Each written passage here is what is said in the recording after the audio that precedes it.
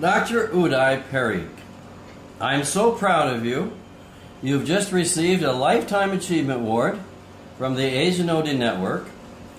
And the other night at EMPI, the students swarmed around you to have their picture taken with you. And as I introduced you to the Asian OD Network, I said, you not only brought OD to India, you brought HR, HRD, feedback, social psychology, applied behavioral science, and all of those kinds of wonderful things, organizational behavior. And so that's who you are.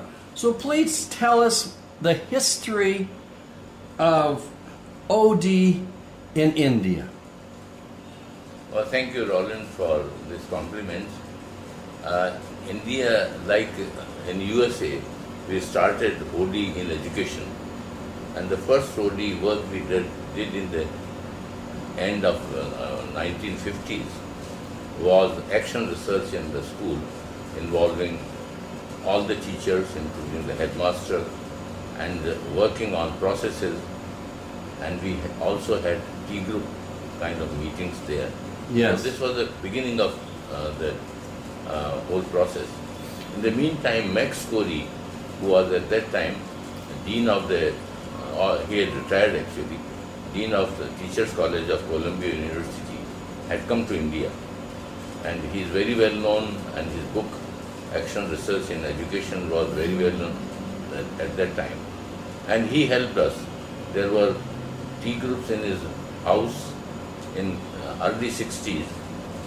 And then he recommended, and I went to USA in 1961 to the NTL, where I got my training.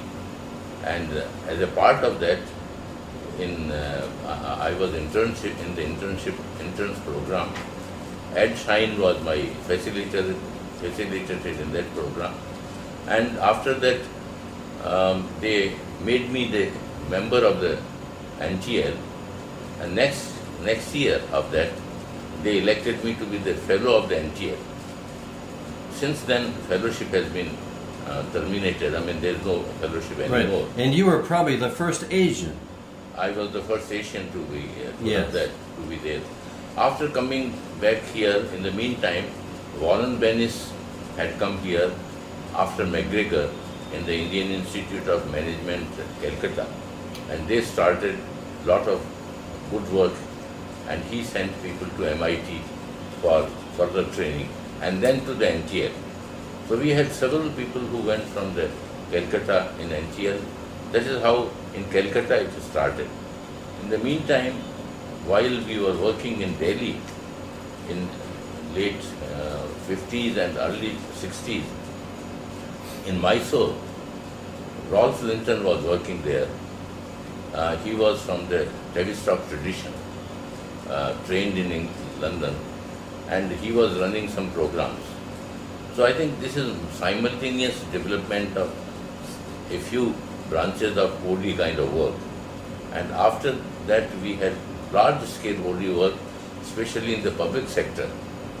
And the credit of that goes to my late friend, Nitish J, who did a lot of good OD work in most of the major industries, including the government and several government systems. I think this is what the origin is of OD. Now it has, of course, taken diverse ways of being done here in India. Mm-hmm. Good. So what do you see the future for OD in India? I think OD has, seems to me, bright future. Now there's interest in OD has rekindled. So we today have different forms of OD coming up. For example, the major differences which I see and major developments I see, number one, there is much more emphasis on positive dimensions. More talking about the strengths and working on the strengths rather than talking of diagnosis and so on. Yes. The second thing which I see is very important, that instead of talking of the past, like diagnosis and so on, we are talking of the future. So plan from the future So the present must be shaped by future, not by the past. Yes. I think this is the second trend which I see in India. The third trend, which is important in my opinion, which I think is very important for the future in India, is that we must have OD in social sector also, not only in the corporate sector. And I think this is where probably we have some developments, including in EMPI, where they are focusing not only on the private corporate sector, but also on the development sector. So I see this as very important.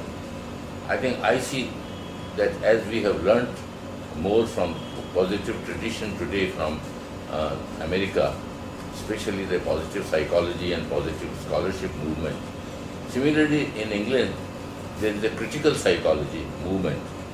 So focusing on linking psychology and OD work with the society rather than only confining it to the organization. Yes. So this I see as the future. So now I'm going to put you on the spot. I bet you wonder what I'm going to ask, right? Yeah. And I know you're a humble human being, and you're one of the most genuine and authentic human beings I know. But what has been your unique contribution to the OD world, especially in Asia? Well, if I may, difficult for me to say on my own work, but if I may say, one is that I have contributed to the some new concepts in OD. My other friends have also done that, bringing more Indian culture, understanding of the Indian culture and linking it with the OD work to some extent. The second thing is a large number of students who have worked with me and who are as competent, more competent than what I am. I think I am very proud of them. So I think spreading OD with the help of the students who have worked with me is another. A third is some researches I have done, which I think has been